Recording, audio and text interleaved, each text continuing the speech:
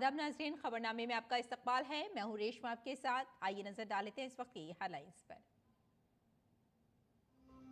सदर जमहूरिया द्रौपदी मुर्मू ने आज नई दिल्ली में 71वें कौमी फिल्म अवार्ड किए पेश। बारहवीं फेल को बेहतरीन फीचर फिल्म और कटहल को बेहतरीन हिंदी फिल्म का दिया अवार्ड।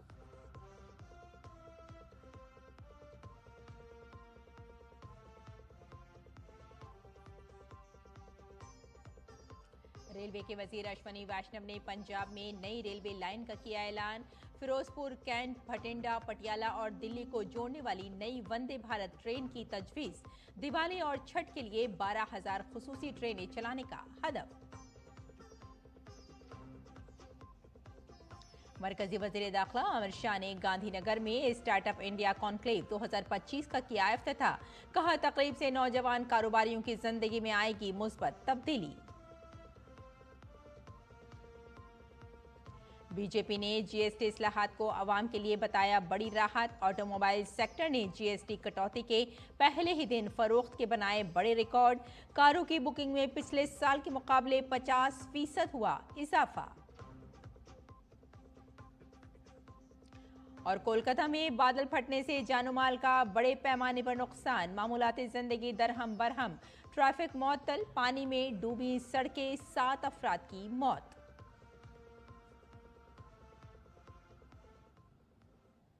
और आइए अब खबरों पर डालते हैं तफसील से नजर।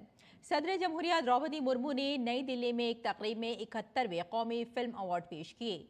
सदर जमहूरिया ने अदाकार, हिदायतकार और प्रोड्यूसर मोहन लाल को साल 2023 के लिए बावकार दादा साहिब फाल्के अवार्ड से नवाजा। सदर ने फिल्म बारहवीं फेल को बेहतरीन फीचर फिल्म का अवार्ड और कटहल को बेहतरीन हिंदी फिल्म का अवार्ड भी दिया। बेहतरीन अदाकार का अवार्ड शाहरुख खान को फिल्म जवान के लिए और विक्रांत मैसी को बारहवीं फेल के लिए मुश्तरका तौर पर दिया गया। अदाकारा रानी मुखर्जी को मिसेस चटर्जी बनाम नॉर्वे के लिए बेहतरीन अदाकारा का अवार्ड मिला। सौम्याजीत घोष दस्तीदार की हिदायतकारी में बनी वाली फिल्म फ्लोरिंग मैन को बेहतरीन नॉन फीचर फिल्म का अवार्ड मिला और पीयूष ठाकुर को बेहतरीन हिदायतकार का अवार्ड मिला। सैम बहादुर को कौमी, समाजी और माहौलियाती अक़दार को फ़रोग़ देने वाली बेहतरीन फीचर फिल्म के लिए नवाजा गया। द केरला स्टोरी को बेहतरीन सिनेमाटोग्राफी का अवार्ड भी मिला। उत्पल दत्ता को बेहतरीन फिल्म नक्काद का अवार्ड मिला। आइए अगली खबर का रुख करते हैं। रेलवे के वजीर अश्वनी वैष्णव ने आज पंजाब में 18 किलोमीटर तवील राजपुरा मोहाली नई रेलवे लाइन की तामीर का ऐलान किया, जिसकी लागत 443 करोड़ रुपए है। उन्होंने फिरोजपुर, कैंट, भटिंडा, पटियाला और दिल्ली को जोड़ने वाली नई वंदे भारत ट्रेन की तजवीज़ भी पेश की। अश्वनी वैष्णव ने कहा कि रेलवे इस मंसूबे को 3 साल के अंदर मुकम्मल करेगा। मुजव्वज़ा नई लाइन चंडीगढ़ को लुधियाना से जोड़ेगी। Rajpura Mohali new line 18 kilometre की है। 443 करोड़ रुपीस का ये प्रोजेक्ट है। ये पूरा का पूरा एरिया एक तरीके से कैपिटल से डिस्कनेक्टेड था, इसीलिए 1960s से यहाँ डिमांड आ रही थी कि इसको आप डायरेक्टली कनेक्ट करो। डायरेक्टली कनेक्ट करने के लिए ऑप्शंस थे। इतनी प्रैक्टिकल बात वही कर सकता है जिसको फील्ड की पूरी अच्छी नॉलेज हो, और इसीलिए मैं माननीय मंत्री जी का, बिट्टू साहब का बहुत धन्यवाद देना चाहता हूं कि इन्होंने एकदम प्रैक्टिकल सॉल्यूशन लाके ये एक नई लाइन का अलाइनमेंट बनाया है, जो चंडीगढ़ से सीधा लुधियाना और ये मालवा का पूरा जो मंडी गोविंदगढ़ बहुत बड़ा एक सेंटर है, इसको पूरे को इस तरह से चंडीगढ़ से जोड़ देगा। इस दौरान मरकजी वजीर ने बताया कि वजारत रेलवे ने पंजाब के लिए 5,400 करोड़ रुपए का बजट मुख्तस किया है। उन्होंने मजीद कहा कि अमृत भारत स्टेशन स्कीम से छोटे छोटे स्टेशनों पर भी अहम तब्दीलियां आई हैं। मजीद ये कि रेलवे स्टेशन से मुताल्लिक़ बहुत से मंसूबे 2026 तक मुकम्मल हो जाएंगे। देखिए, रेलवे स्टेशन के जितने प्रोजेक्ट्स हैं वो तो करीब करीब कंप्लीशन की तरफ जा ही रहे हैं। करीब 2026 में काफ़ी प्रोजेक्ट कंप्लीट हो जाएंगे और 2027 और 2028 में सिग्निफिकेंट सारे कंप्लीट, क्योंकि दुनिया का सबसे बड़ा स्टेशन रिकंस्ट्रक्शन का प्रोग्राम है ये। 1300 स्टेशन एक साथ, विश्व का सबसे बड़ा स्टेशन रिकंस्ट्रक्शन प्रोग्राम है और गाड़ियां बंद किए बिना काम करना है। तो उन सब चैलेंजेस को लेते हुए टीम बहुत अच्छा काम कर रही है। प्रधानमंत्री जी ने लगातार गाइडेंस दिया इसमें, तो बाय 2027 ज़्यादातर प्रोजेक्ट्स कंप्लीट हो जाएंगे। और ये जो आपको रेलवे लाइन बताई है, उसमें भी लैंड एक्विजिशन जैसे राज्य सरकार करेगी, तुरंत काम चालू कर देगी। मरकजी वजीर अश्वनी वैष्णव ने त्यौहार के मौसम में दिवाली और छठ के लिए खुसूसी ट्रेनें चलाने का ऐलान किया। उन्होंने कहा कि इस साल 12,000 खुसूसी ट्रेनों का हदफ मुकर्रर किया गया है, जो कि गुज़िश्ता साल के मुकाबले में नुमायां तौर पर ज्यादा है। करीब 7,000 कोच का प्रोडक्शन चल रहा है, तो अब अपनी कैपेसिटी भी देश की बढ़ गई है। इसलिए इस साल 12,000 स्पेशल ट्रेन का टारगेट लिया।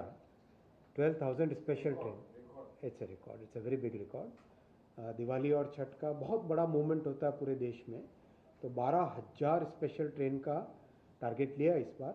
आज तक 10,000 ट्रेन्स नोटिफाई हो गई है, और 12,000 में से 10,000 trains even before peak rush October comes, उससे पहले नोटिफाई हो जाना, ये रेलवे के इतिहास में कभी नहीं हुआ है। तो ये बहुत बड़ा एक गोल अचीव हो रहा है। करीब 150 ट्रेन्स होंगी जो कि टोटली अनरिजर्व्ड होंगी, जो कि लास्ट मिनट पे मूवमेंट के लिए चलेगी। और मरकजी वजीर दाखिला अमित शाह गुजरात के दौरे पर हैं। मरकजी वजीर दाखिला ने गांधीनगर में स्टार्टअप इंडिया कॉन्क्लेव 2025 का इफ्तिताह किया।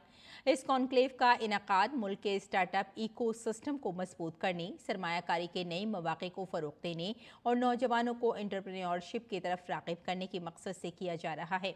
तकरीब से खिताब करते हुए मरकजी वजीर दाखिला अमित शाह ने कहा कि आज भारत को हर मैदान में आगे बढ़ाने का काम किया जा रहा है। मोदी हुकूमत के तहत भारत स्टार्टअप्स और इख्तरात का मरकज बन रहा है।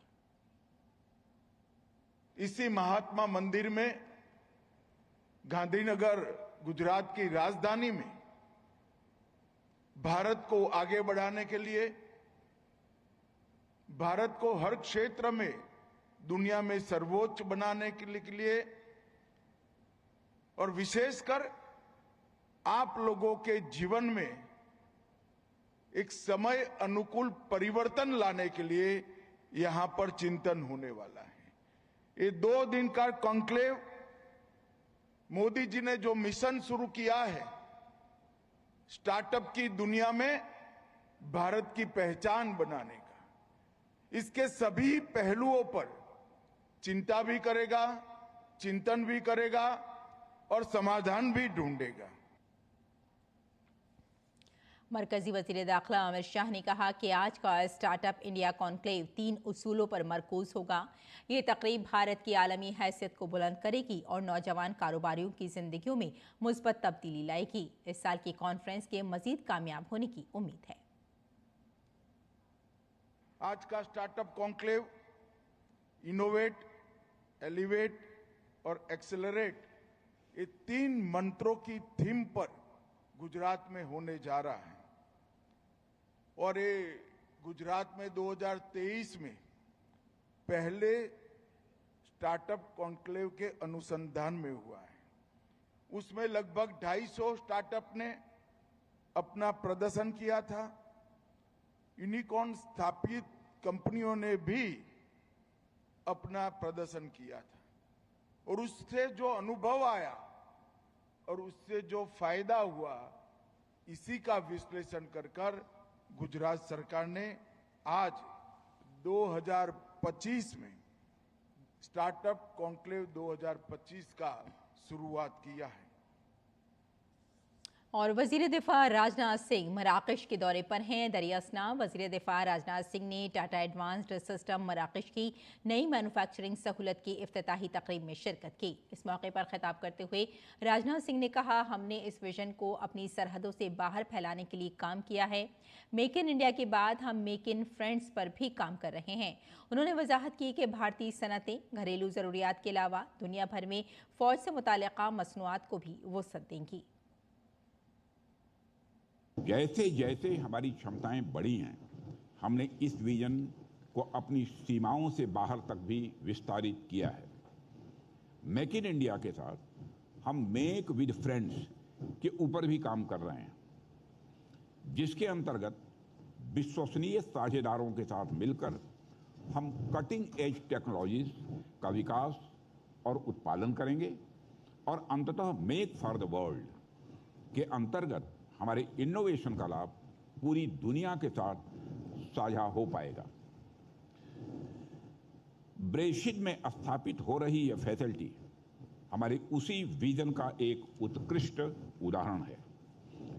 साथियों, ये फैसिलिटी यह भी दिखाती है कि इंडियन इंडस्ट्री केवल घरेलू आवश्यकताओं को पूरा करने में ही सक्षम नहीं है, बल्कि फ्रेंडली नेशंस के साथ पार्टनरशिप में उनकी डिफेंस कैपेबिलिटीज को बढ़ाने के लिए भी पूरी तरह से तैयार है।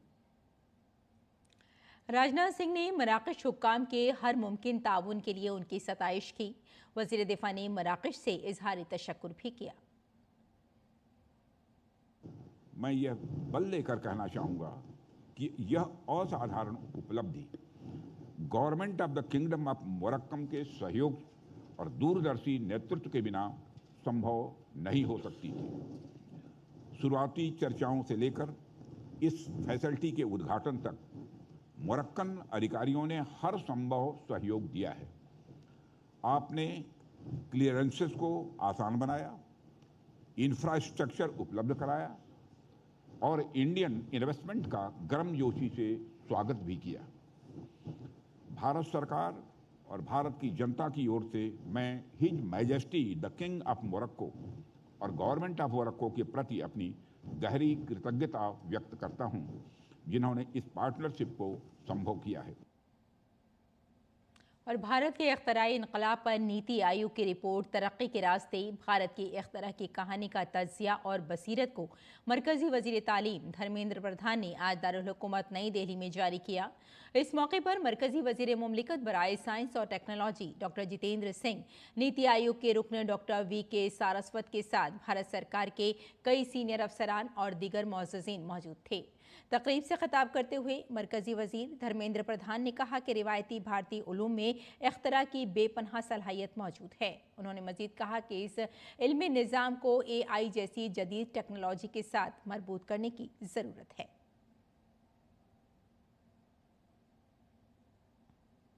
हम अगर AI को यूज़ करके भारत की भाषा आधारित ज्ञान तत्वों को बहुभाषी में परिवर्तित करेंगे, और ये टेक्नोलॉजी आज संभव है, हॉराइजॉन्टली ये सारे चीज़ों को हम छू सकते हैं, तो हम देश में एक नई क्रांति ले आ पाएंगे। तब जाकर हम एक प्रोड्यूसिंग इकोनॉमी की ओर जाएंगे। मरकजी वजीर डॉक्टर जितेंद्र सिंह ने कहा कि तरक्की याफ्ता भारत के ख्वाब को पूरा करने के लिए हमें स्कूली तालीम को सनत से बराह रास्त जोड़ना होगा। The change in the approach, the mindset, and also focusing on the Indian exclusive domains of startups and industry linkage from day one. Why are success stories of vaccine? Because Bharat Biotech was already there. और मरकजी वजीर सेहत JP Nadda ने निर्माण भवन में global food regulators summit के लोगो और ब्रोशर की नकाब कुशाई की। फूड प्रोसेसिंग इंडस्ट्री और वजारत खुराक की तरफ से मुश्तरका तौर पर मुनक़िद होने वाली ये चोटी कॉन्फ्रेंस 26 से 27 सितंबर तक भारत मंडपम में मुनक़िद होगी। तकरीब से खिताब करते हुए मरकजी वजीर JP नड्डा ने कहा कि फूड रेगुलेटर्स को खुराक के शोबे में नई इजादात के बारे में चौकन्ना रहने की ज़रूरत है। Food safety and standards authority of India को ये भी यकीनी बनाना चाहिए कि ये इख्तरात हर सारिफ के लिए खुराक की हिफाजत को यकीनी बनाने के लिए कायम करदा मेयारात के मुताबिक हों। फूड सेफ्टी में और फूड रेगुलेशंस में रेगुलेटर्स के लिए नए नए तरीके के जो आजकल प्रयोग हो रहे हैं, उन प्रयोगों से फूड रेगुलेटर्स को अलर्ट रहने की आवश्यकता है। तो उसमें रेगुलेट करना, इसके लिए the food safety standards authority of India को has to be to the mark so that the safety of food is insured to the consumer. वज़ीर-ए-आज़म नरेंद्र मोदी 25 सितंबर को दिल्ली के भारत मंडपम में वर्ल्ड फूड इंडिया 2025 का इफ्तिताह करेंगे। डब्बा बंद खुराक की सनतों के मरकजी वजीर चिराग पासवान ने बताया कि वर्ल्ड फूड इंडिया 2025 25 से लेकर 28 सितंबर तक नई दिल्ली में मुनक़िद होगा। न्यूजीलैंड, सऊदी अरब, रूस, मुत्तहदा अरब अमारात, जापान और वियतनाम जैसे ममालिक समेत 23 ममालिक और 25 रियासतों के 1700 से ज़ायद नुमाइश कुनंदगान इसमें शिरकत कर रहे हैं। सोच वर्ल्ड फूड इंडिया के पीछे की यही रही है कि किस तरीके से हम लोग भारतीय खाद्य पदार्थों को, उसकी गुणवत्ता को और ज़्यादा कैसे बढ़ाया जा सके। नई टेक्नोलॉजी जो संभवतः देश दुनिया में इस्तेमाल की जा रही है, देश के अलग अलग राज्यों में या ग्लोबली जिन टेक्नोलॉजीज़ का इस्तेमाल किया जा रहा है, कैसे उसको एक मंच पर लाकर वो मौका दें एक दूसरे के साथ उसको साझा करने का। इस सोच के साथ वर्ल्ड फूड इंडिया का आयोजन चौथा एडिशन है ये, और पिछले 3 एडिशन में जिस तरीके से हम लोगों ने एक ग्रोथ देखी है वर्ल्ड फूड इंडिया में पार्टिसिपेशन को लेकर, एक्साइटमेंट को लेकर, exchange of technologies, ideas, innovation, startups, और या फिर जिस तरीके से MOUs इसमें साइन होते हैं, तो ये अपने में डोमेस्टिक मार्केट को ग्लोबल मार्केट के साथ जोड़ने में भी एक मजबूत कदम के तौर पर इसका हम लोगों ने अनुभव किया है। और बीजेपी के रुकन पार्लियामेंट संबित पात्रा ने कहा कि ऑटो सेक्टर में GST में कमी के पहले ही दिन नुमाया इजाफा हुआ। उन्होंने कहा कि मारुति सुजुकी की फरोख्त ने 35 साल का रिकॉर्ड तोड़ दिया। हुंडई कारों की फरोख्त में भी इजाफा हुआ जिसने 5 साल रिकॉर्ड तोड़ दिया। और कल मारुति ने GST में कमी के पहले ही दिन 25,000 कारें फराहम की। एस्पिरेशनल इंडिया के विषय में माननीय मोदी जी बताते हैं कार की सेल में किस प्रकार की बढ़ोतरी हुई है। मारुति सुजुकी ने विगत 35 वर्षों का रिकॉर्ड तोड़ा है। Maruti has broken the record of the last 35 years. Hyundai के शोरूम में भी 5 वर्षों का रिकॉर्ड टूटा है। GST के कटौती के पहले ही दिन, कल पहला दिन था, और पहले ही दिन मारुति की कार जो डिलीवरी हुई है वो 25,000 है। 25,000 कार कल मारुति ने डिलीवर किया है। और GST की शरह में कमी के बाद लोग इसका भरपूर फायदा उठा रहे हैं। DD न्यूज़ ने दिल्ली में हालात का जायजा लिया। We have started first day of Navratra and Diwali shopping. It has been started. Savings है हमारे लिए एज ए कस्टमर, तो हमारे लिए सेविंग्स ही हैं। घर का सामान लेने आया था और नवरात्रि चालू हो रहे हैं तो कुछ पूजा का सामान, थाली वगैरह लेने आया था। आम पब्लिक के लिए भी अच्छी है। मोदी जी की कृपा से जो लोअर मिडिल क्लास लोग हैं उनके लिए तो बहुत ही अच्छा है। उनको बेनिफिट पुअर पीपल के लिए ज़्यादा है, मतलब जो बिहाइंड पॉवर्टी लाइन है उनके लिए काफ़ी अच्छी अपॉर्चुनिटी है। स्टील के आइटम, सिरेमिक आइटम में जो पहले 12 भी थी अब वो 5 पे आ गई, उन पे काफ़ी फ़र्क आया है, तो उसका बहुत बेनिफिट है। कस्टमर को दे रहे हैं, हमें शुरू भी कर दिया, आज से ही चेंजेस आ गए हैं। जो GST स्लैब 5 पे आ गया वही रह गया है। दिवाली का है सीज़न है तो उसमें बेनिफिट भी है, बहुत फ़र्क आ रहा है, उसका बेनिफिट मिलेगा कस्टमर को आगे और लॉन्ग टर्म में भी मिलेगा। कोलकाता में कल देर रात बादल फटने से जानो माल का काफ़ी नुकसान हुआ। बादल फटने के बाद मुबैना तौर पर 7 अफराद बिजली से झुलस गए। पानी जमा होने से आवाम की ज़िंदगी बुरी तरह मुतासिर हुई है। हावड़ा और सियालदाह डिवीज़न में रेल खदमात मुतासिर हुई हैं। कोलकाता के तमाम स्कूल और कॉलेज आज बंद हैं। मेट्रो रेल सर्विस समेत दीगर नकलो हमल में खलल पड़ा है।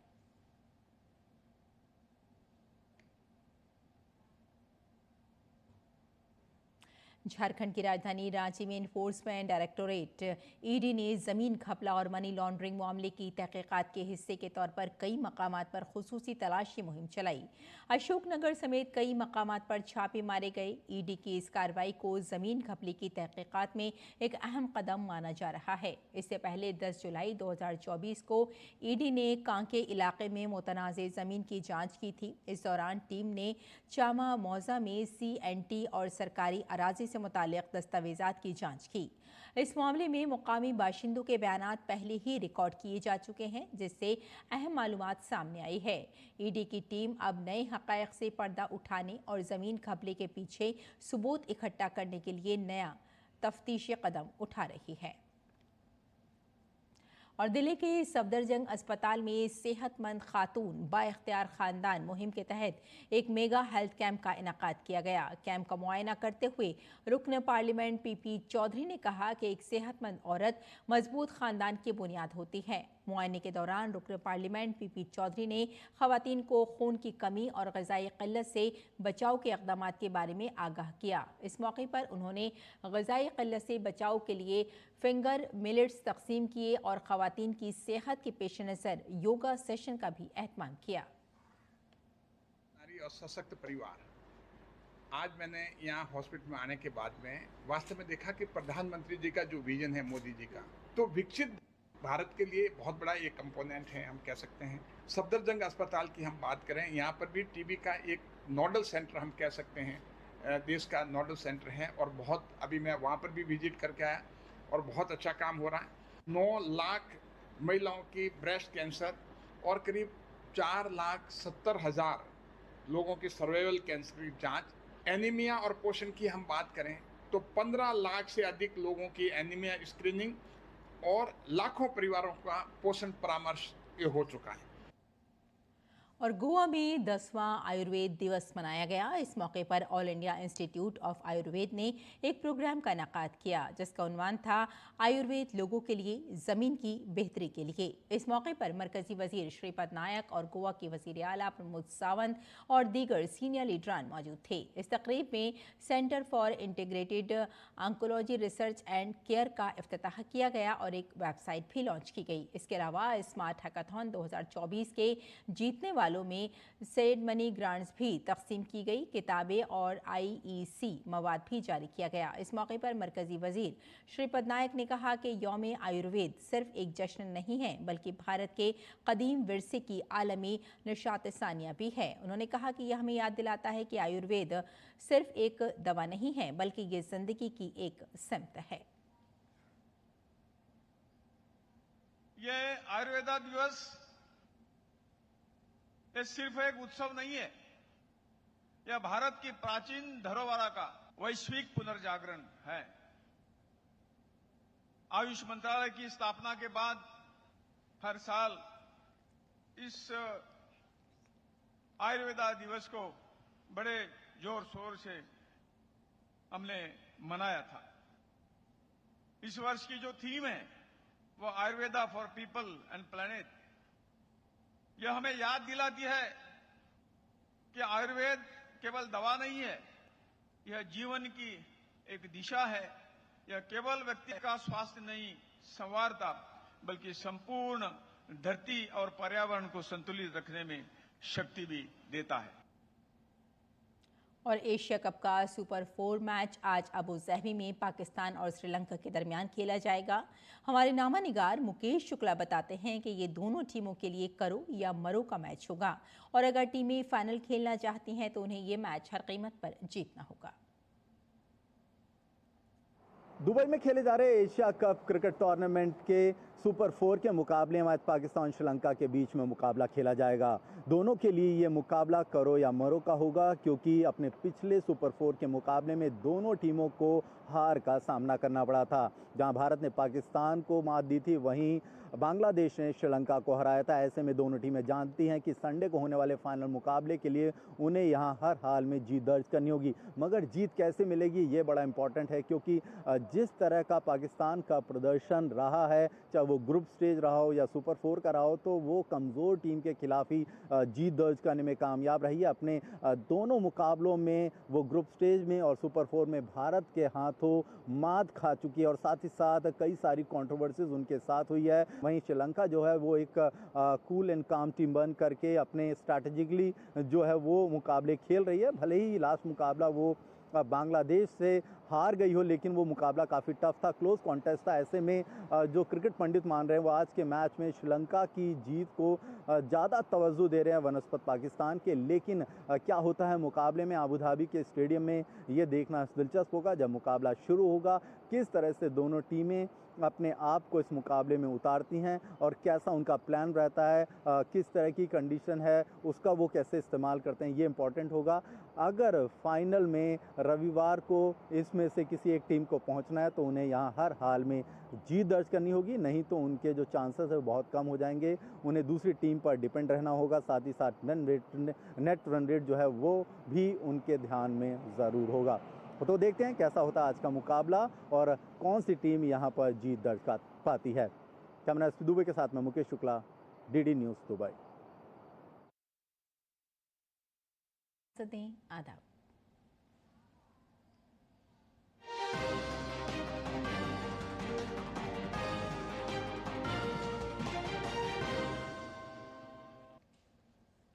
मन की बात है जन जन की।